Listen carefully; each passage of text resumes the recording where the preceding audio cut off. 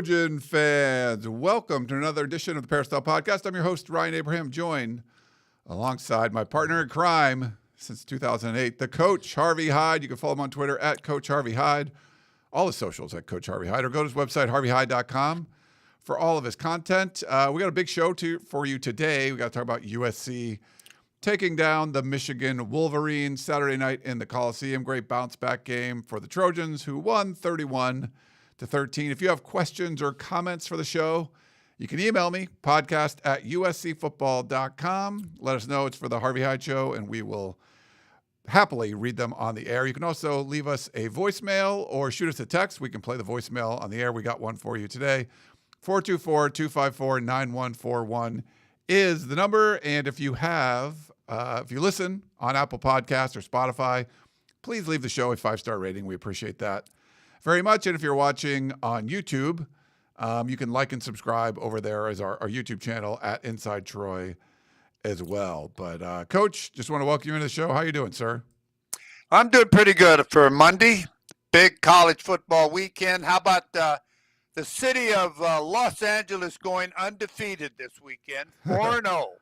A great feeling, especially when both local schools can win. The excitement now of college football, and of course the Rams and Chargers getting a win. So how can it be any better? Now we can discuss exactly what went right, what went wrong, the things that are positive, and I think today's show will be more positive than negative. I think it certainly will be. And you got the Dodgers kicking off. We're recording this on a Monday morning. Dodgers, they go tonight as well. So should be a lot of fun. We'll let everyone know about our new sponsor here on the Peristyle Podcast, MyBookie. I've worked with them for years over on the Podcast of Champions. But if you want to get involved with MyBookie, I can give you some information on that. But it's, I know, Coach, NFL, people love betting on the NFL, but the college, there's a lot of exciting betting in the college game as well. You're going to miss half the fun if you're only waiting until Sundays. I do a lot of fantasy football. I love doing that. But now you can get involved in college football as well. It's always cooking. There's upsets, there's blowouts, wild coverage. We've seen so many crazy things. MyBookie lets you hit on it all. Game lines, player props, and more. Everything you need before the pros even kick off. When Sunday rolls around, you're already up. So MyBookie's got it all under one roof. You can win big on the NFL Super Contest and Survivor Pools. And if you're new to MyBookie, you can use our promo code Peristyle, Peristyle. If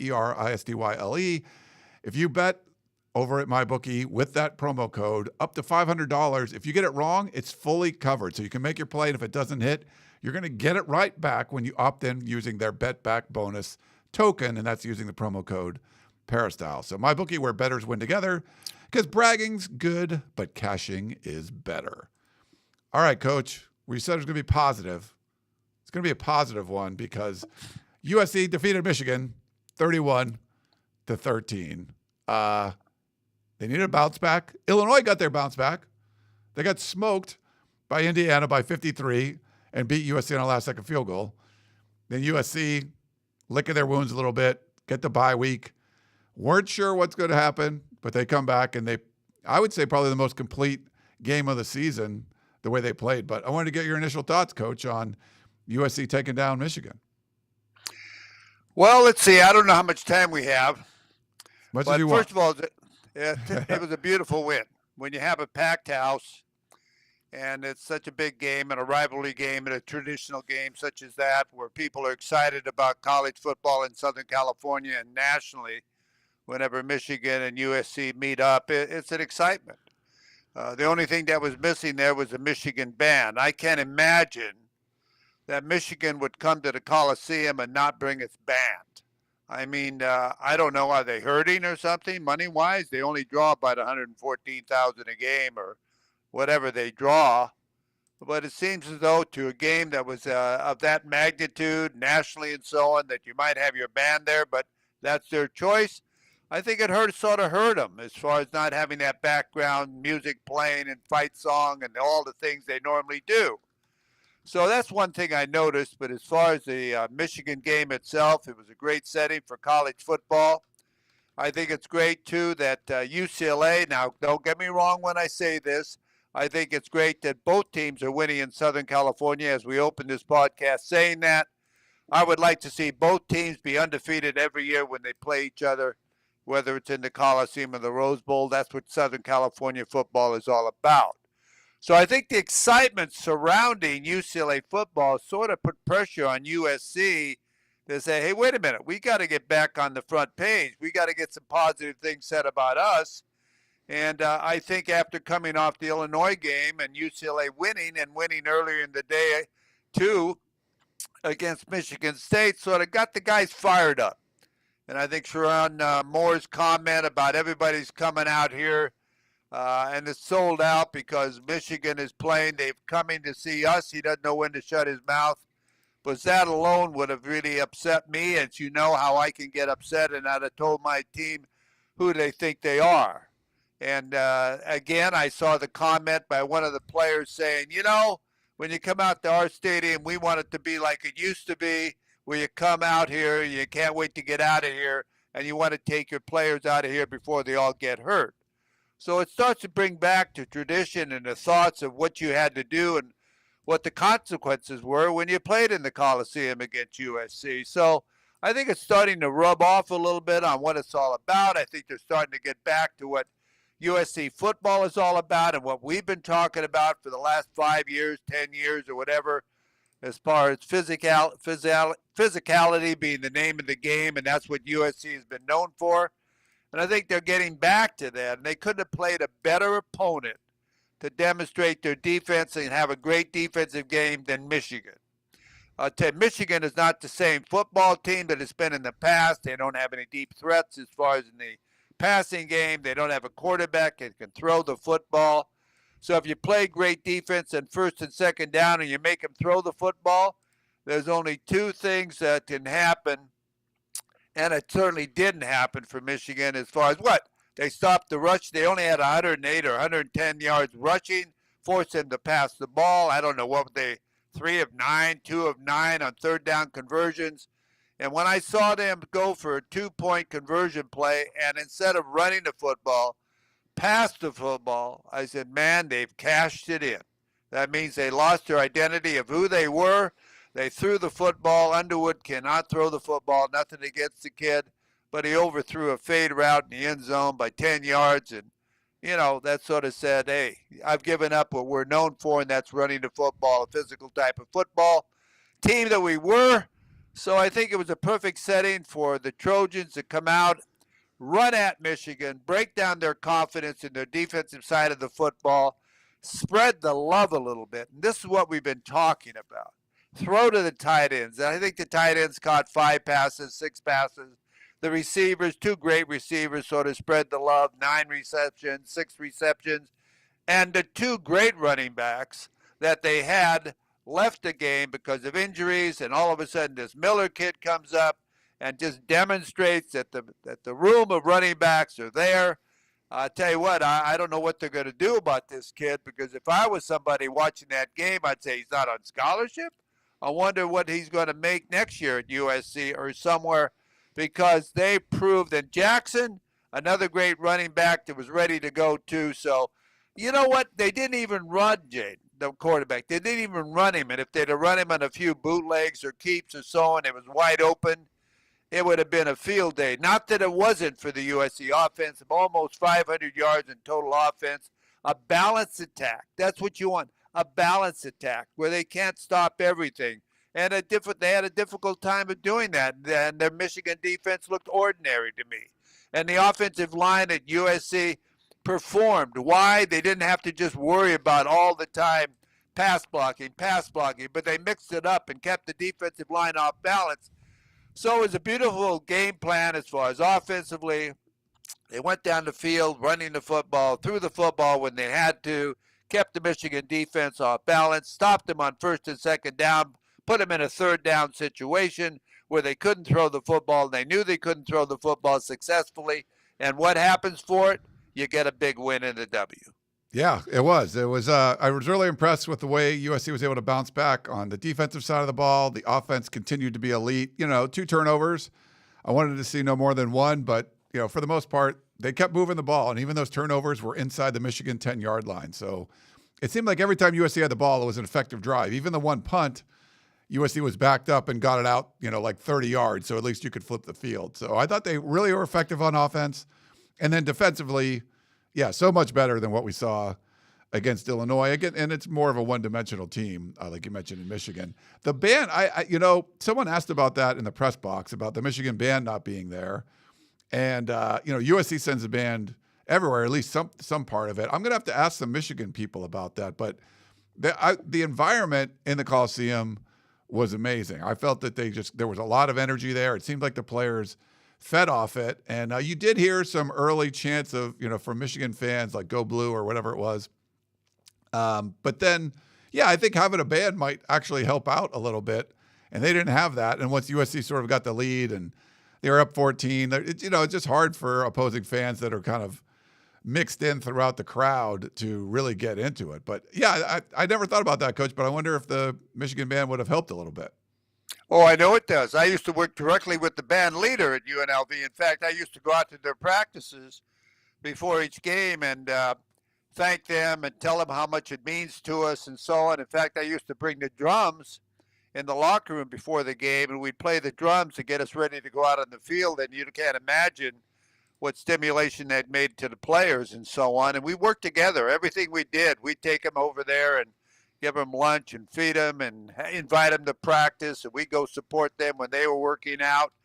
We made it a team effort and then also had this secret signal, whether you believe it or not. You never know what I'm going to do. When we needed help and I'd give the signal, I'd have a guy go over and tell the band director, play that song, play it more. Play it louder. We need help. And fire us up. Pound those drums.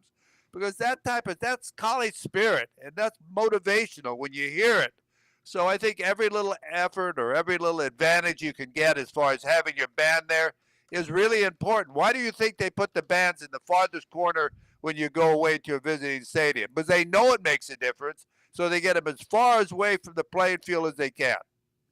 So, Coach, let's break it down by kind of position groups because it was better, just side of the ball. And let's go to the defense first because it was significantly better. USC forces a 3-and-out to start. So 2 punts for Michigan on their first 2 drives, impressive. So if I'm looking at the drive chart here, Michigan gets the ball, own 27, punted, 3 plays, 2 yards. They had a better drive into USC territory, but then end up punting again. And then to start the second half, same thing, 3-and-out, 3 plays, -1 yards, punt, and then just a 5-play, 12-yard drive on their second to punt. And they could have punted a couple of times later in the game where they had to go for it on 4th down. But to me, I just wanted to see this USC defense force some punts. Illinois punted 1 time. That's not going to get it done. What did you see defensively from the squad? Because just getting some stops, I felt was the most important thing. You get the ball back to the offense, and when Illinois was holding the ball all the time, even when you're getting those turnovers, it was like full length of the field drives. This was actually some stops, get the ball back right away for the offense. So I think that made a huge difference. Well, you always question yourself when you come off of a game and you've been really handled in the interior line. You wonder, are we that bad or are they that good? So I think they challenge the defensive line that, hey, we got to rise up. You're going to face another one of these offensive lines that want to hammer you and win inside and run the football and control the time and keep the ball away from our offense and so on. So you challenge them as a man. You challenge them as a defense. You challenge your coaches the same way, and you say, hey, we can't have that. We got to play. We've got to stop them. They put their pants on the same way we do. And I think that motivated them to get out there. And again, they took it. They were the aggressor. Stewart was getting a lot of penetration. People were scraping off well. They knew that if they stopped them and forced them into a pass, that was an advantage for them. And they went with their game plan. They got it done. They didn't have a lot of breakdowns in the secondary. They didn't have to worry about really the deep threat.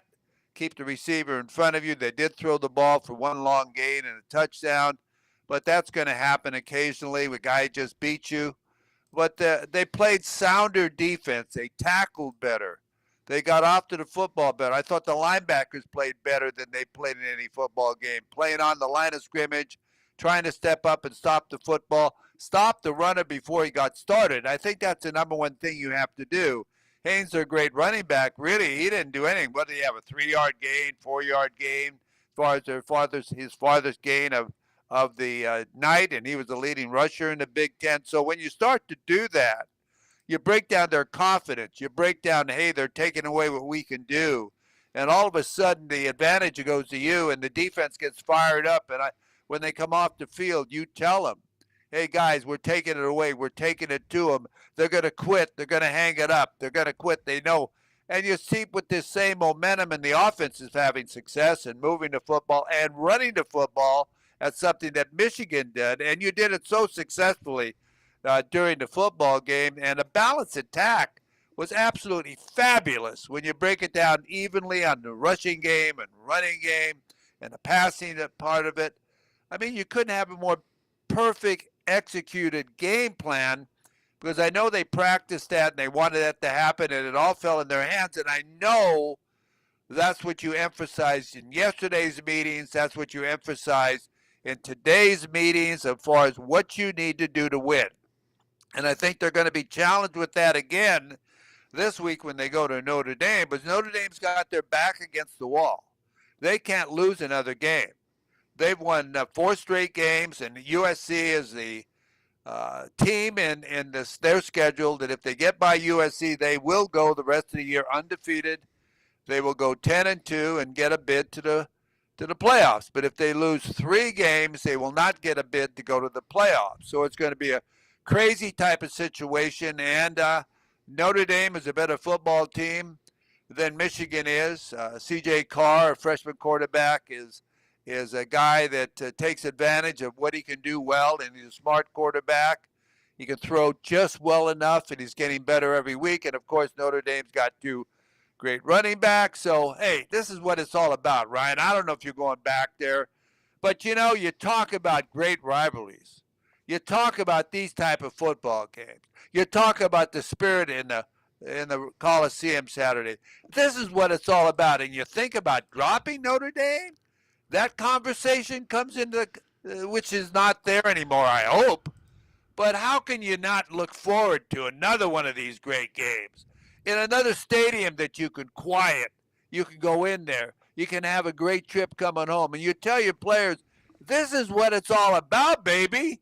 It's all about taking the love and making those people unhappy and maybe getting another coach fired, that they won't. But I tell you what, there's been a lot of firing going on lately around college football. There has, Coach. I asked you about the USC defense, and you start talking about the future of the Notre Dame series and coaches being fired across the country. You got me going firing, and I tell you, Coach, you better look out pretty soon is the Michigan coach, because I tell you, those people aren't going to put up with that.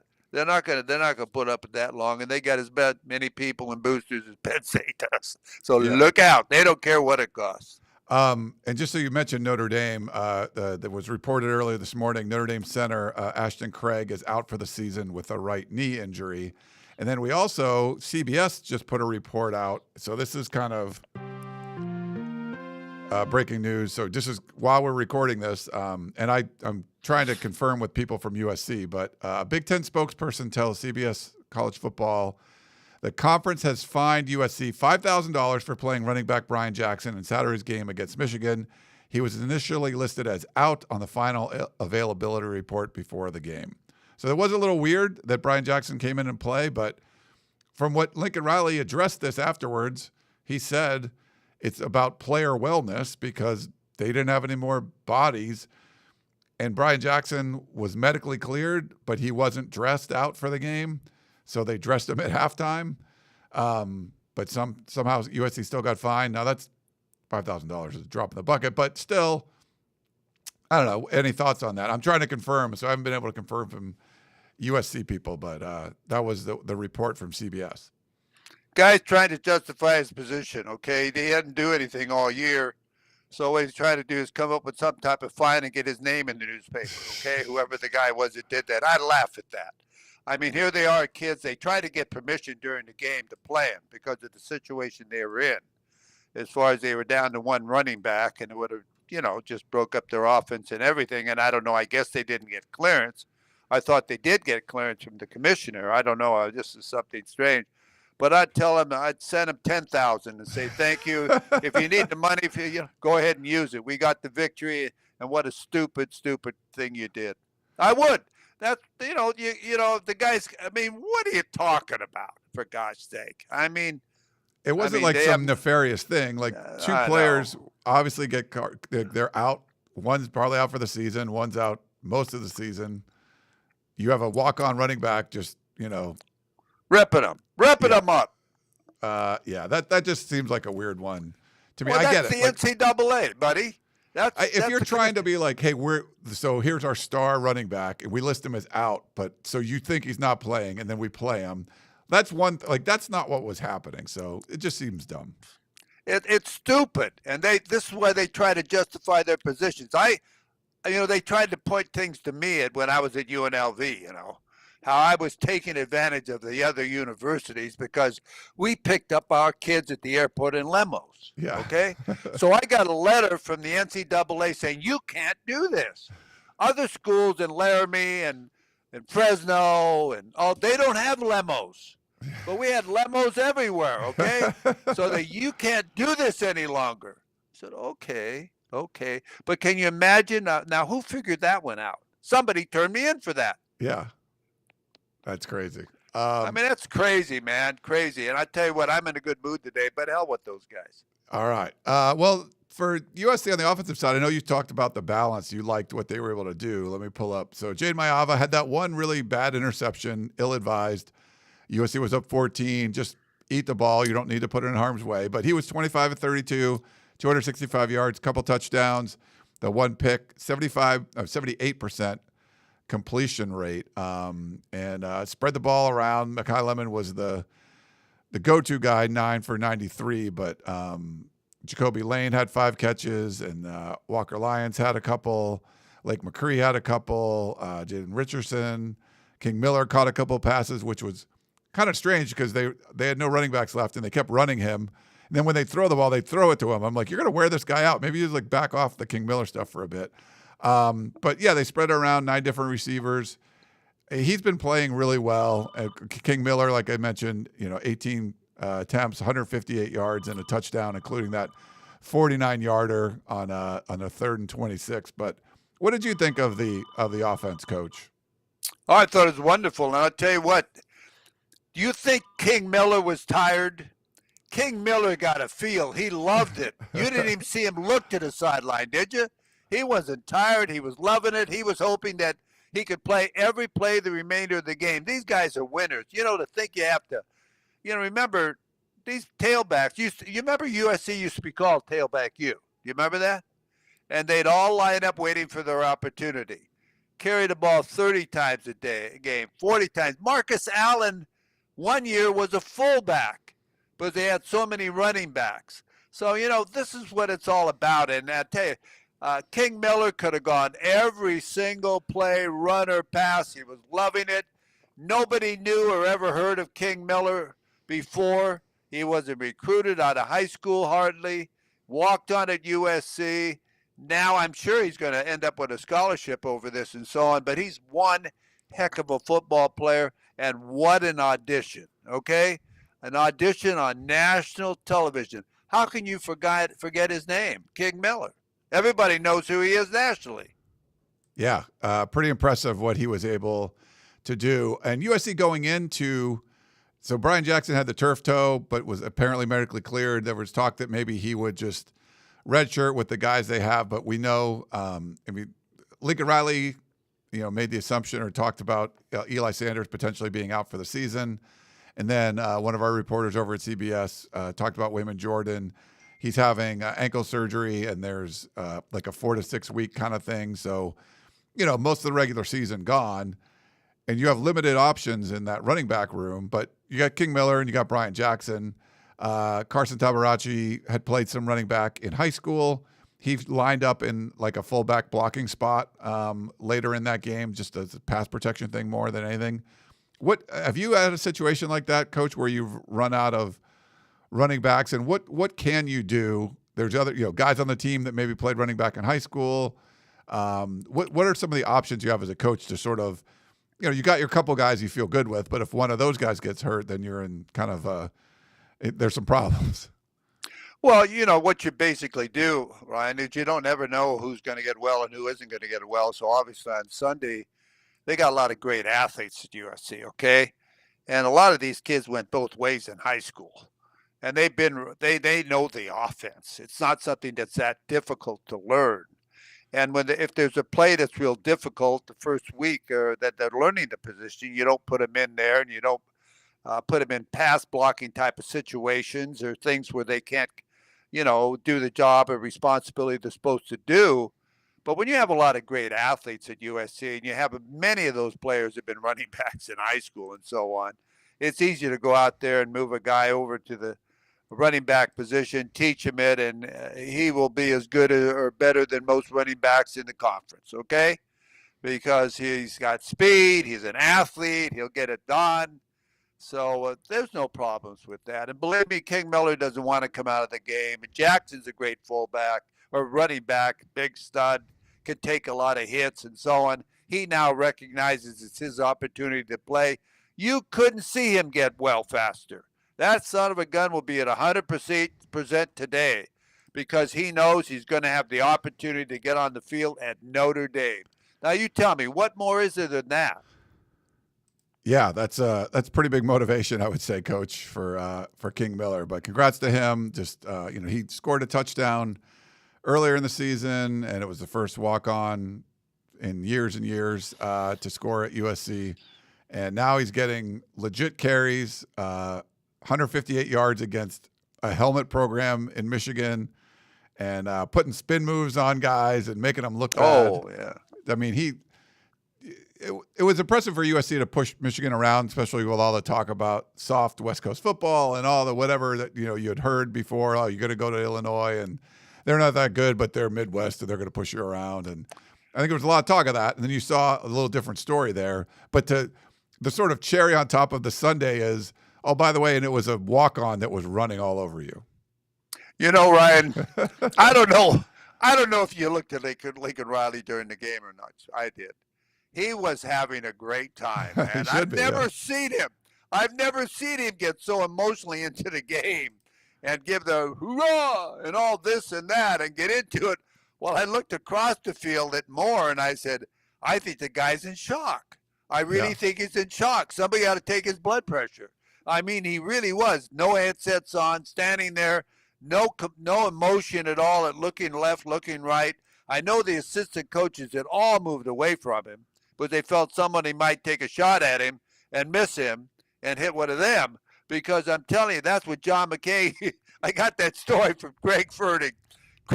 They went to Notre Dame, and he had some death threats as far as from people. So John McKay was talking. He says, I looked to my left, I looked to the right, and I didn't see any of my assistant coaches. They were all gone. He says, John McKay says, they were afraid that it was a real death threat. Somebody would shoot, miss me, and hit one of them. I couldn't even find them. They went him around me. So there's those type of stories that go on and so on, and it's great to, sort of share them now. Nice. All right. Well, why don't we do this? Let's take a quick break because we got some questions to get to. So we'll talk more about this game and, get them right after this break.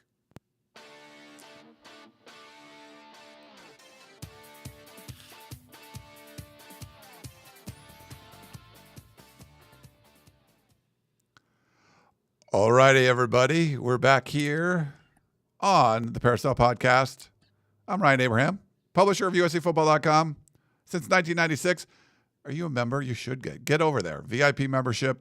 You can get a year, 30% off. It's a pretty amazing deal. When you're doing our full price membership, you get Paramount Plus for free. You're going to be the most informed USC fan around. So make sure you go check it out. You will not regret it. And Coach Harvey Hyde has been covering the Trojans for many, many years. You can go to harveyhyde.com for all of his content. Where else are you at, Coach? What's the radio show? And tell them about it. Well, how much time do we have?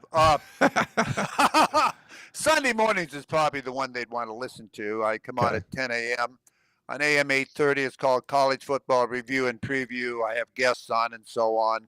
from different universities that SC has played or going to play or whatever, or a report from the Big Ten. Doesn't make any difference, or high school football guest.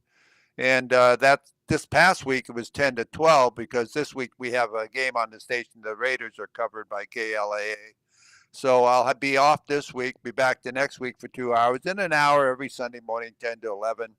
This podcast, of course, I do. And then I do shows in Las Vegas, Saturday night shows on KXNT, which is AM 840 on your dial.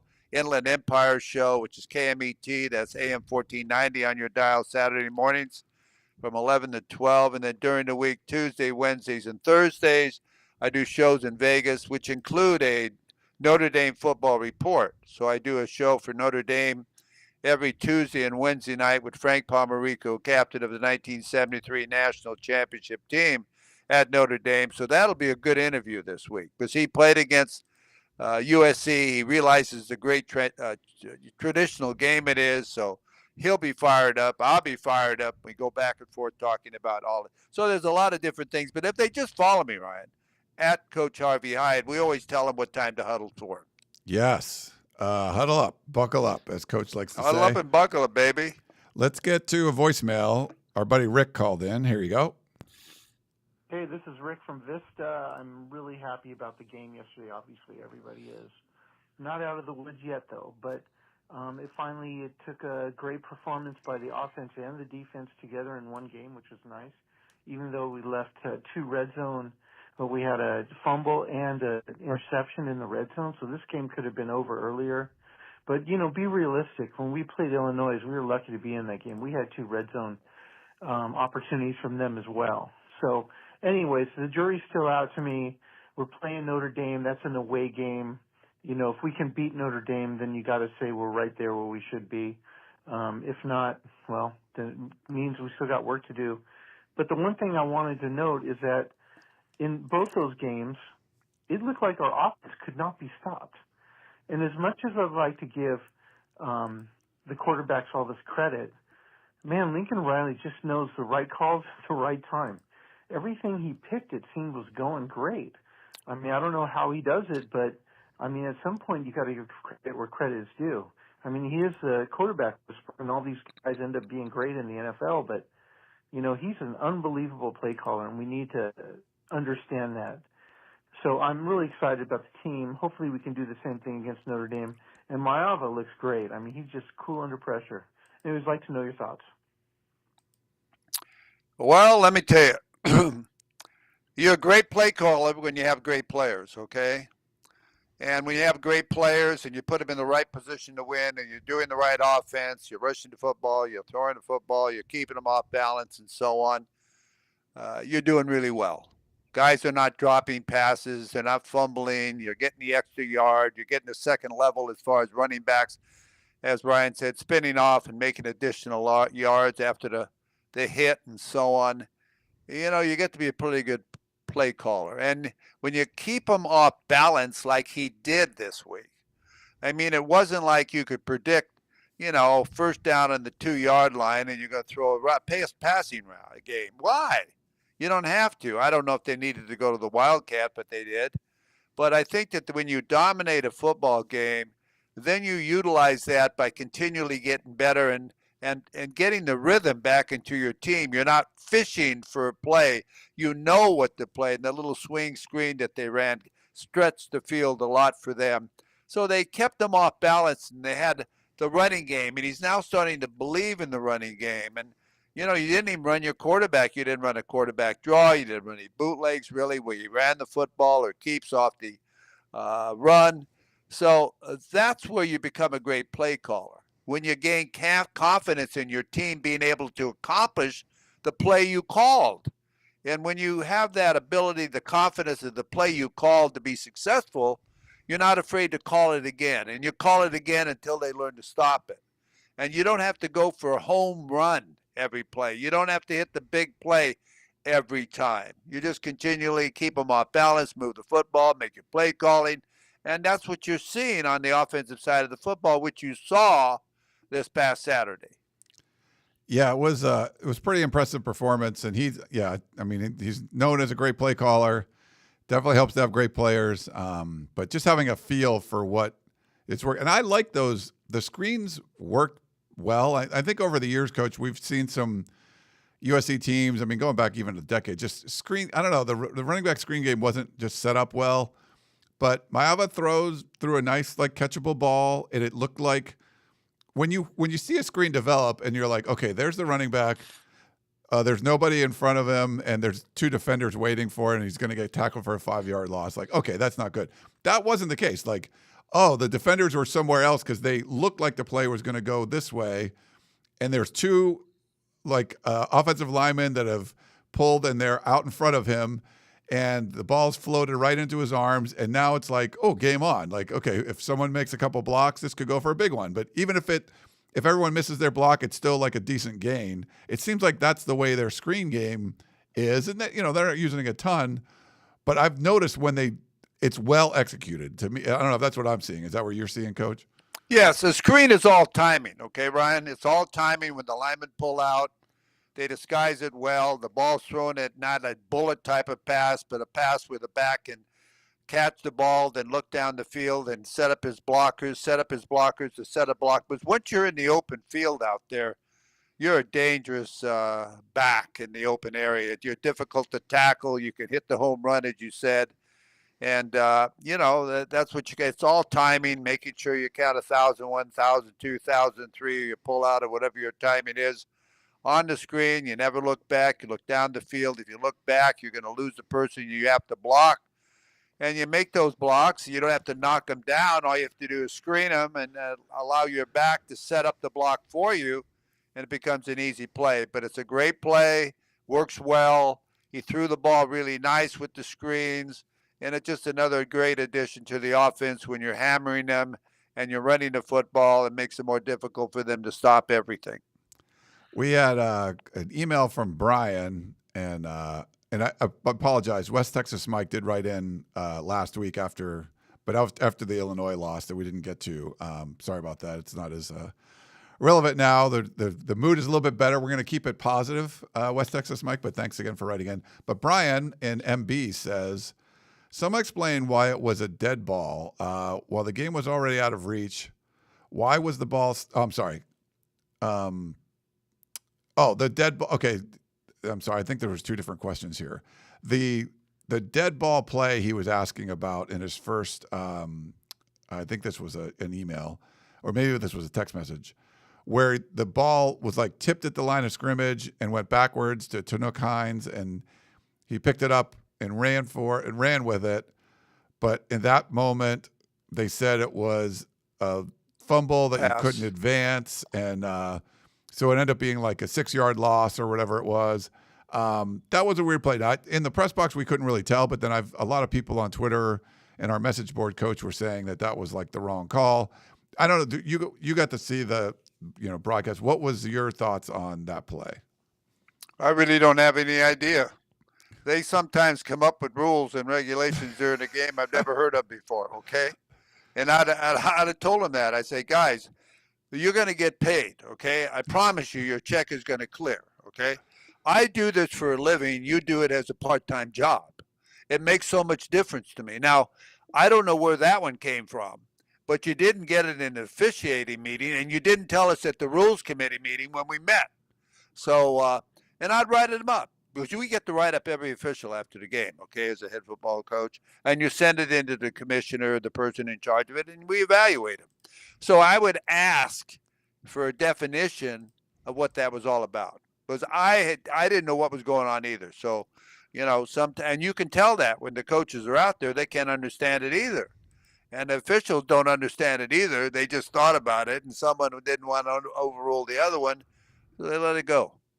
Yeah, that was definitely a weird one there. All right. And he also had a question. He said, when the game was already out of reach, why was the ball being snapped? So he's talking about USC, with enough play clock to run into the 2-minute timeout. When you play chess or any game, you play to your utmost advantage until the game is over. It's a habit that needs to be established. You can't do that in a close game. Brian from HB. Well, it wasn't a close game, but I'd have to go back and look. But I would too. I don't remember it.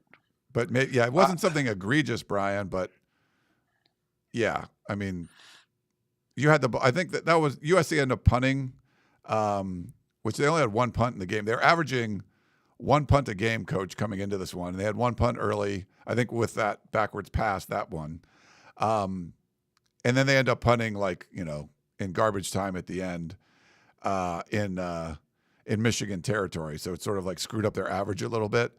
But yeah, I think that one, everyone was just trying to get out of there. Yes, I'm sure maybe they could have snapped it a little bit better, but I wasn't too concerned about it. I don't know if you were, Coach.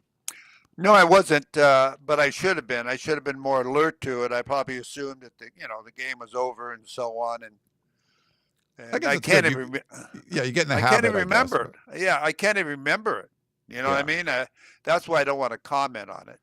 Yeah, I get it. Like you want to try to use it to the most advantage, but I think everyone sort of knew we were getting out of there. There was a little trolling going on, Coach. If you saw, the Coliseum video board was showing the Michigan fans heading to the exits and stuff. So I think it was, out of reach there. They knew that there wasn't anything that Michigan was going to be able to do. But get it. I'll take a look at that one and see if I can see they could have ran one less play or something, but it wasn't. I don't think it's too big of a deal. All right, Bob wrote in. He said, "Hey, Coach, you are the best. Your analysis is always right on. You never hold back and always tell it like it is. If only our coaches and administrators and representatives would only listen to you for a few minutes, they would be enlightened to what USC football was and should be now. There's no school like old school, and you embody old school to the max. Thanks for participating with Ryan over the years. You bring a great perspective every week to USC football. Thanks again. Good health and God bless you, Bob." Bob, thank you very much. It makes me feel good that someone appreciates what we do. It's a honest opinion of what we think. Some people don't like what I say a lot of times, but I'm trying to tell you what I see as a coach. And if I was coaching the Trojan football team, that's what I would address with my staff or my team as far as every week. So I appreciate you saying that, and it means a lot to me. And please, if you don't agree with me sometimes, let me know, and I'll try to explain why I said it. All right. Well, thanks for that one, Bob. And, that's it. That's the questions we got. Any other final thoughts from the game, Coach, you want to get off your chest before we move on? Big one coming up. Another one. You got Michigan, and now you got Notre Dame. Doesn't get much better than those helmets. No, I'm going to tell you, this college football this year has been as good as any. It really has been on weekends. I don't know if it's television or scheduling or how it ever happened, but there's 3 or 4 huge games every weekend. Huge, maybe more than 3 or 4. Great games. Where if you get up and you love college football, you don't go outside that day.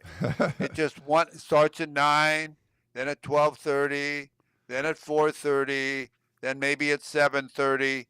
So it's been a great college football year so far. And I think that it's going to continue being that type of one. I think the Trojans, if they continue to play at this pace, I'm going to tell you, and improve as much as they improved from the Illinois game to the Michigan game, there isn't a team they can't beat. I mean that. Notre Dame is going to be a game of mistakes. Who makes the less mistakes will win that football game. And ball control and so on and play their game. As far as Oregon is concerned, I moved them down on my poll. In fact, I release my poll every Thursday if you want to follow me at Coach Harvey Hyde. At one time, I've had them as high as 1, 3. I've got them now at 8th. I'm not that impressed now. I'm a little bit worried about how good they really are as far as them nationally. They beat Penn State back at Penn State, and I said, wow, that was a great victory because I had Penn State ranked pretty high. This was the banner year. But 14-7 back there, they overcame a team, but how good is Penn State now? I mean, when you evaluate it, they already got rid of their coach. They lost to Northwestern at Penn State. They lost to UCLA on the road in the Rose Bowl. So when you look at that, you just wonder, why can't the Trojans go on and win? Nebraska, they're a good traditional football team. They can beat them. They can beat Iowa. They can beat UCLA, but that'll be a great game. and they can beat Oregon. I don't Yeah. know who else they have on there. I might have missed somebody, but there's a chance that they could run the table, especially if they get by this one. So it's a big game, another bowl game for a scheduled game that can never be eliminated. All right. Yeah, I don't think it will be eliminated either, but it can't be. I agree with you, Coach. Well, that's going to wrap it up for the Coach Harvey Hyde. I am Ryan Abraham. Really hope you enjoyed the show, and we will talk to you next time.